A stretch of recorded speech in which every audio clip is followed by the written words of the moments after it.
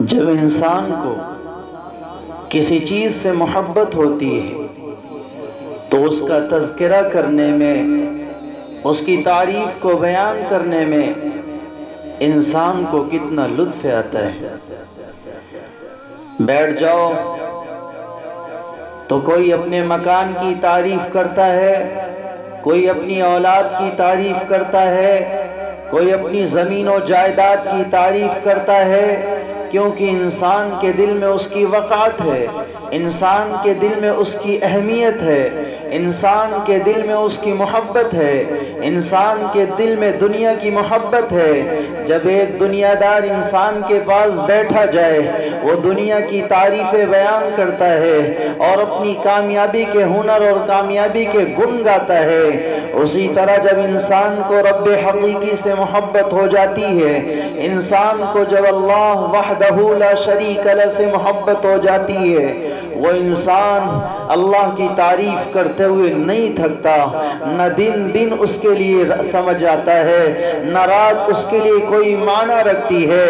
یہی حال صحابہ کرام کا تھا، جب انہیں اللہ سے عشق ہو گیا، جب انہیں اللہ سے محبت ہو گئی، جب ان کے دلوں میں اللہ کی عظمت پیوست کر گئی، جب ان کے دلوں میں اللہ کی محبت و عظمت گھر کر گئی، ان کے لیے ہر قربانی دینا آسان ہو گیا، ان کے لیے دنیا کی تمام چٹانوں سے مقابلہ کرنا ان کے لیے آسان ہو گیا، دنیا کی تمام طغیانی طاقتوں سے مقابلہ کرنا ان کے لیے آسان ہو گیا۔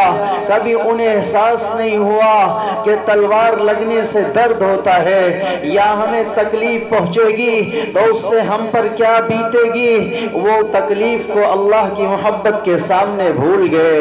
لیکن آج میرے بھائیوں، ہمارے دلوں میں جب اللہ کی عظمت ختم ہوتی چلی جا رہی ہے اور دنیا کی محبت، جیسا کہ اللہ کے نبی علیہ السلام نے ارشاد فرمایا، اذا عظمت امتی الدنیا نزعت منها ہیبت الاسلام، جب میری امت کے سینے میں دنیا کی عظمت بیٹھ جائے گی اور میری امت کے سینے میں دنیا کی محبت بیٹھ جائے گی، اللہ ان کے سینے سے اسلام کے ہیبت کو، اسلام کے رعب کو چھین لے گا، اسلام کی محبت کو چھین لے گا۔ آج ہمارا حال یہی ہے، آج اپنے سینے میں غور کر کے دیکھیں، اپنے گریبان میں جھانک کر دیکھیں کہ ہمارے دل میں اسلام کی محبت کتنی ہے، جناب محمد الرسول اللہ صلی اللہ علیہ وسلم کی محبت کتنی ہے، یا اللہ کی ہمارے اندر، ہمارے سینے میں کتنی محبت ہے۔ ہمارا سینہ اللہ کی محبت سے خالی ہے، ہمارا سینہ حضور کی محبت سے خالی ہے، ہمارا سینہ اسلام کی محبت سے خالی ہے، ہمارا سینہ اسلام کی عظمت سے خالی ہے۔ ورنہ آج اللہ کی قسم مسلمان نہ کبھی نماز چھوڑتا، نہ قرآن کی تلاوت سے غفلت کرتا، نہ جناب محمد رسول اللہ صلی اللہ علیہ وسلم کی سنتوں سے اعراض کرتا، نہ جناب محمد رسول اللہ صلی اللہ علیہ وسلم کے نقش قدم پر چلنے میں اسے تکلیف ہوتی۔ اور میں تمہیں ایک چھوٹا سا واقعہ سناتا ہوں۔ حضرت ابراہیم علیہ السلام، جنہیں ابراہیم خلیل اللہ کہا جاتا ہے، ایک دفعہ ابراہیم علیہ السلام جنگل میں بکریوں کا ریوڑ چلا رہے ہوتے ہیں، ایک شخص آپ کے پاس سے گزرتا ہے اور گزرتے ہوئے اس شخص نے اللہ رب العزت کی تعریف میں ایک جملہ کہا، اللہ کی تعریف میں چند کلمات کہے۔ حضرت ابراہیم علیہ السلام نے جب سنا تو دل بے چین اور بے قرار ہو گیا۔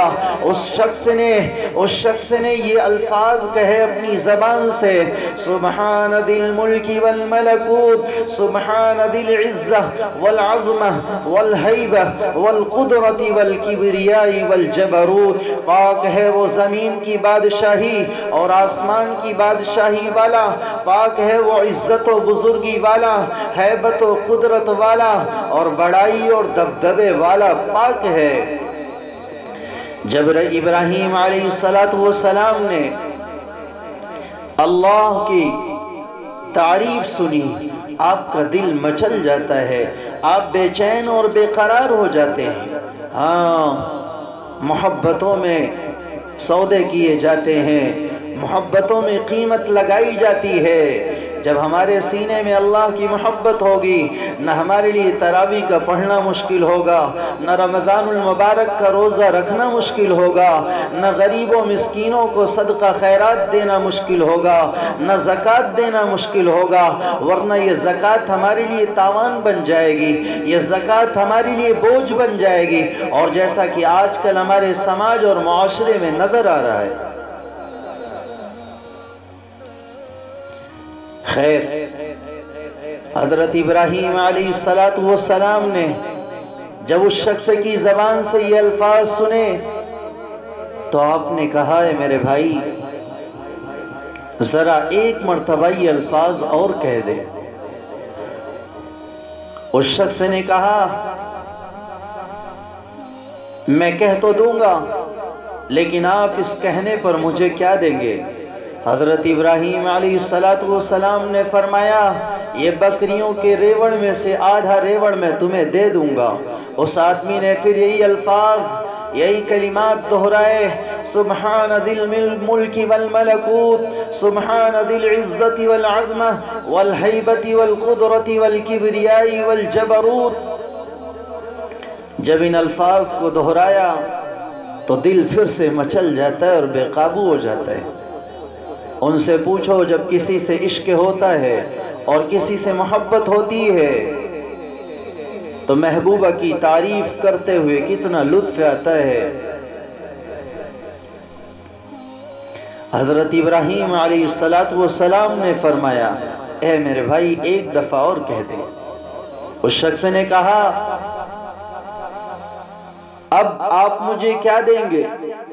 ابراہیم علیہ السلام نے فرمایا اگر تو نے یہ کلمات ایک دفعہ اور کہہ دیا تو میں تجھے بکریوں کا آدھا بچا ہوا ریوڑ دے دوں گا۔ اس شخص نے پھر انہی الفاظ کو، انہی کلمات کو دہرائے۔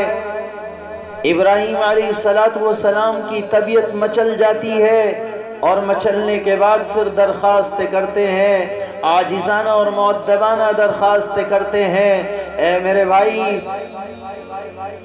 ایک دفعہ اور کہہ دے۔ ہاں، جب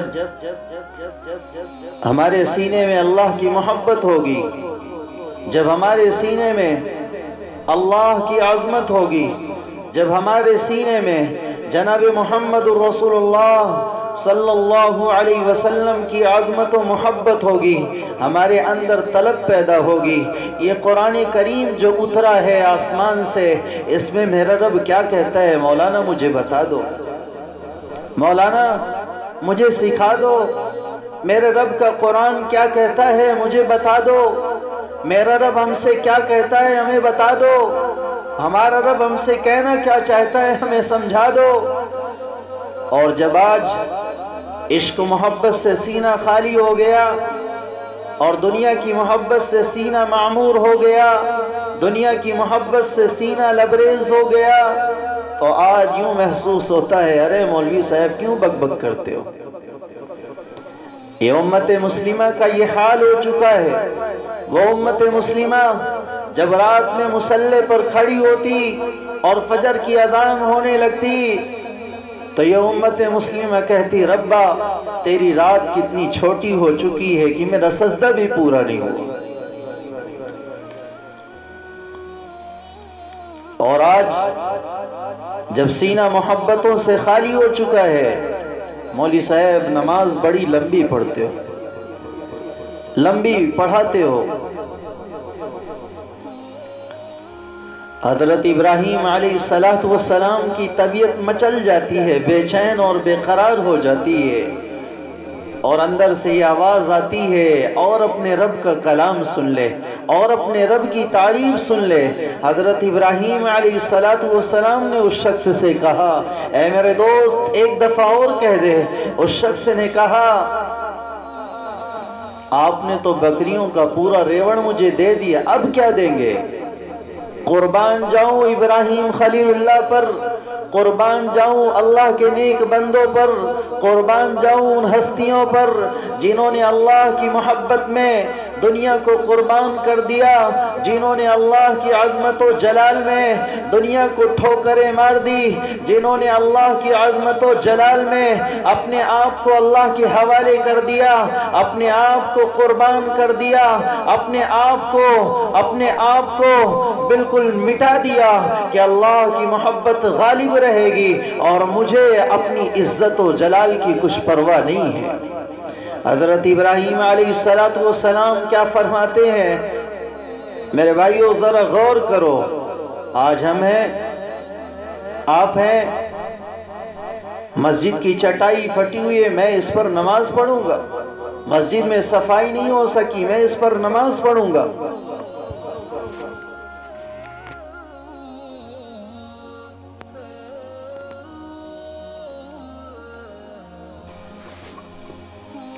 ایک ہم اور آپ ہیں، اللہ کی محبت میں کتنی قربانیاں دیتے ہیں، غور کرنے کی ضرورت ہے۔ میرے بھائیو، ابراہیم علیہ السلام نے فرمایا، اے میرے دوست ایک بار اور کہہ دے۔ اس شخص نے کہا آپ کے پاس تو اب دینے کو کچھ نہیں ہے۔ حضرت ابراہیم علیہ السلام نے فرمایا، میں تیری ان بکریوں کا غلام بن جاؤں گا، تیری ان بکریوں کا چرواہا بن جاؤں گا، تو میرا آقا بن جانا، میں ان بکریوں کو چرایا کروں گا۔ اللہ اکبر! یہ محبت غلامی سکھاتی ہے، یہ محبت قربانی سکھاتی ہے، یہ محبت اشاروں پر چلنا سکھاتی ہے۔ آج میرے بھائیوں، ہمارا دل اللہ کی محبت سے خالی ہے، ہمارا دل اللہ کی محبت سے خالی ہے، اس لیے آپ اور ہم اندازہ لگائیں کہ ہم کتنی قربانی دینے کو تیار ہیں، ہم کتنی قربانیاں اللہ اور اس کے رسول کے لیے دے سکتے ہیں، اللہ اور اس کے رسول کے لیے اپنے آپ کو کتنا قربان کر سکتے ہیں۔ ذرا غور کرنے کی ضرورت ہے، ذرا فکر کرنے کی ضرورت ہے، ہم ان قربانیوں پر اور ان چیزوں پر غور کریں۔ آج اگر ہمارے سینے میں اللہ کی محبت ہے تو ہمیں نماز کی طرف متوجہ ہونا پڑے گا۔ اللہ کی محبت ہمیں نماز پر مجبور کرے گی، اللہ کی محبت و عظمت ہمیں قرآن پر مجبور کرے گی، اللہ کی محبت و عظمت سنت پر چلنے میں ہمیں مجبور کرے گی۔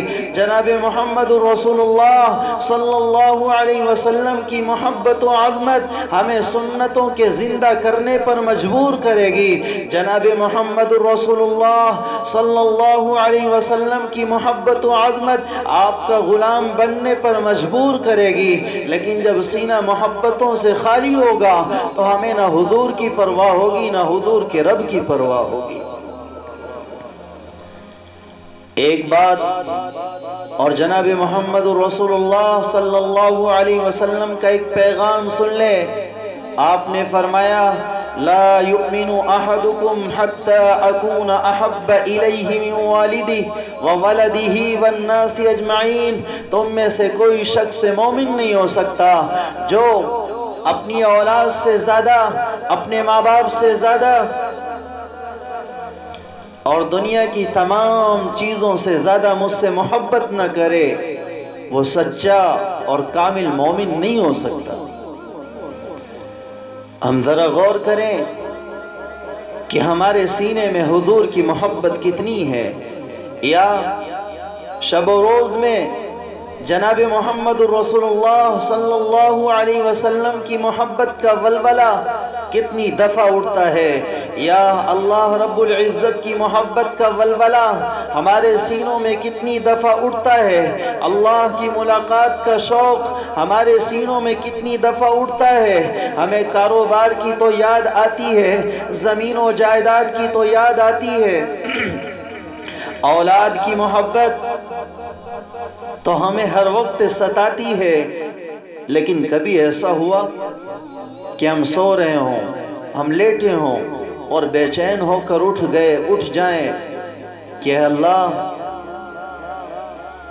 تیری محبت بہت ستا رہی ہے۔